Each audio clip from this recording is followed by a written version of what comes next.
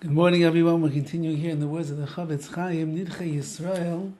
And he said yesterday that one of the main reasons why people falter here, particularly when they were far away from the homeland and they were going around America and other places and they're losing their connection to Yiddishkeit, is simply because of their ignorance, their lack of knowledge of what the Torah really wants of a person.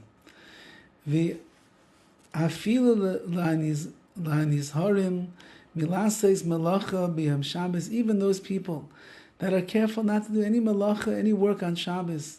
Gam ken yesh ta'usim la'arbim, and many of them make the following mistake. She'oisim melacha meshechashech, as soon as it gets dark in the sky, they start working again. U'maisifim mikodesh ala chayil b'chashvam, and they think this concept that we're supposed to add on from Kodesh, from the weekday to the Chol, which means extend your Shabbos beyond the time of Shabbos, and accept Shabbos upon yourself earlier than is actually Shabbos. It's just a chumrah, it's just a mere stringency, l'kadesh es ha-Shabbos b'shkias hachama, that you should take Shabbos on with the sunset. But really, if you want to extend your work on Friday, or you want to start working earlier on Motzei Shabbos, Saturday night, you're allowed to. But you're not. And many people make a mistake that they think you can carry things in the public domain from a private to a public on Shabbos.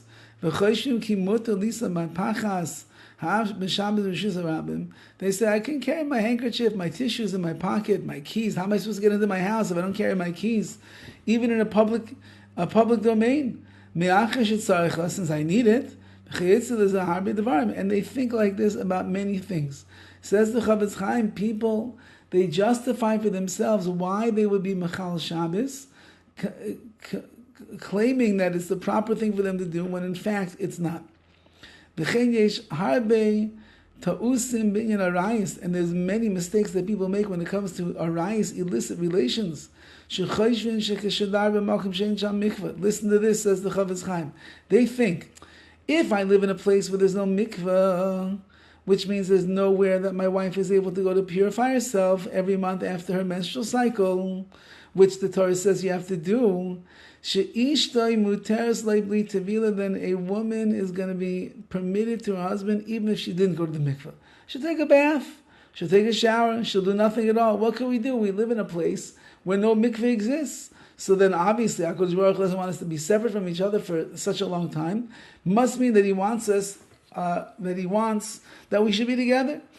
Now there is a Ma'aseh, Moshe Feinstein's Zatzal, that from between his youngest son, Reb Dovid Feinstein, and the child that was before that, there's like a difference of something like 6 or 8 years. And Reb Dovid Feinstein said, do you know why there's such an age gap between us? Because my father was the Rav in a certain town at that time in Europe, and the status of the mikveh he held was below par. It was below his standards. He allowed it for the people of the Kehillah. However, for him, he held that it was below the standard of what a mikveh was supposed to be. And therefore, Rav Moshe's wife did not go to the mikveh for all of those 6 or 8 years that they were living in that town. And therefore, they had no children, because if there's no mikveh, that means that a husband and a wife cannot be intimate with each other. And therefore, says the Chavetz Chaim, just because you live in a place where no mikveh is around doesn't mean that you can be with each other. That just means you have to go Moser Nefesh to find one. Furthermore, he writes, what if you live in a place where there's no shoichet, there's no one to slaughter your animals, ubaydik, and check to make sure that they're kosher? They think they can eat anything they want.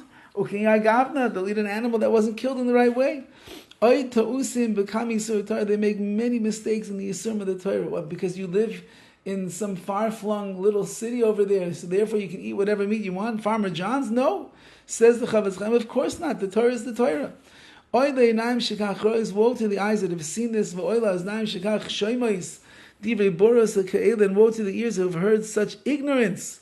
And the truth is, Everything is because they're lacking the full knowledge of Torah. Like we mentioned above. Says the Chavetz Chaim, you're on a slippery slope. You're going down a dangerous path. When you are an ignorant fool and you don't know what the Torah says, you will end up making up your own rules and your own excuses and your own heterim, your own permissibilities to transgress what it says in the Torah. And therefore, a person really has to know what it says in Torah, what HaKadosh Baruch Hu wants from us, so that we will be strong in places where other people, unfortunately, might get weak. Have a wonderful day.